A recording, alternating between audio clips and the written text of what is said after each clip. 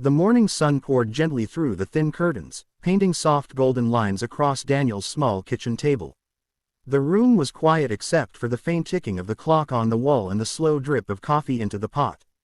Daniel sat in his chair, shoulders slightly hunched, staring at the steam rising from his mug. He had lived alone for years, each day blurring into the next. Work, dinner, television, sleep, over and over. There was nothing terrible about his life, but there was nothing memorable either. He often wondered when the colors had faded from his days. When had excitement turned into routine? When had mornings become something to simply get through? He used to dream about traveling, learning to paint, or even just trying new recipes. But the dreams stayed in his mind, locked away under a pile of maybe someday.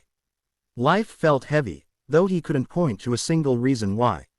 One late afternoon, Daniel was walking home from the grocery store when something unusual caught his eye.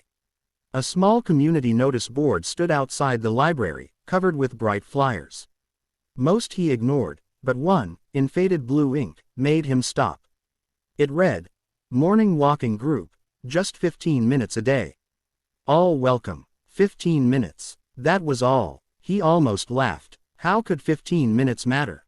Still, he found himself staring at the simple sentence longer than he meant to. Something about the words, "all welcome," felt warm, almost like an invitation not just to a walk, but to a change.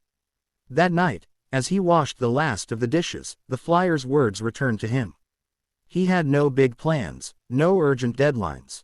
Just the same routine waiting for him tomorrow. Maybe 15 minutes wouldn't hurt. The next morning, he woke earlier than usual. The air outside was cool, carrying the faint scent of rain from the night before.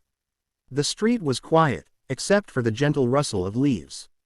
When Daniel arrived at the small park near the library, he saw a handful of people gathered, some chatting, some stretching, a few standing quietly like him. A woman with kind eyes and silver hair smiled as she greeted him. "First time?" she asked. "Yes," Daniel replied softly, unsure why he felt nervous. "Glad you came. We start slow here." And they did. The group began to walk at an easy pace along the park's path. The sound of shoes brushing against gravel mixed with the distant chirping of birds. Morning sunlight filtered through the branches above, dappling the ground with shifting patterns of light. They didn't talk much that first day, but something about moving through the cool air, feeling the rhythm of footsteps, made Daniel's mind feel lighter. The next day, he returned. And the next. Each time, the walk felt a little easier. He began to notice things he had ignored before. The way dew clung to the grass, the laughter of a child chasing a balloon, the soft hum of bees around the flowers. After a week, he found himself smiling more. Conversations began to grow. Small exchanges about the weather, about favorite coffee shops, about nothing in particular. But each word felt like a small stitch mending something inside him. The change was quiet. It didn't come with fireworks or dramatic moments. But it was steady. He started cooking breakfast instead of grabbing toast on the way to work. He began opening the windows in the evenings, letting fresh air fill his apartment. One Sunday morning, as the group paused to watch the sun rise over the park pond, Daniel realized something. The heaviness he had carried for years was no longer the same. It hadn't vanished overnight, but it had softened. All from 15 minutes. Months passed. Daniel no longer thought of the walks as something he had to push himself to do. They were simply part of his life now.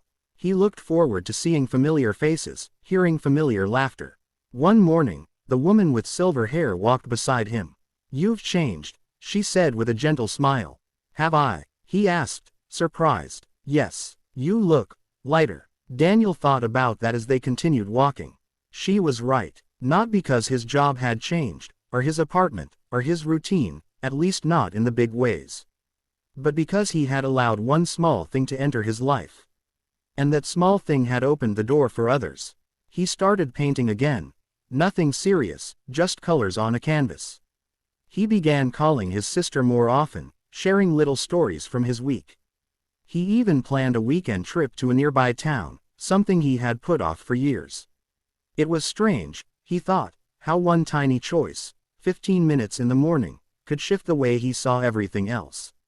On a crisp autumn day, Daniel arrived at the park earlier than usual.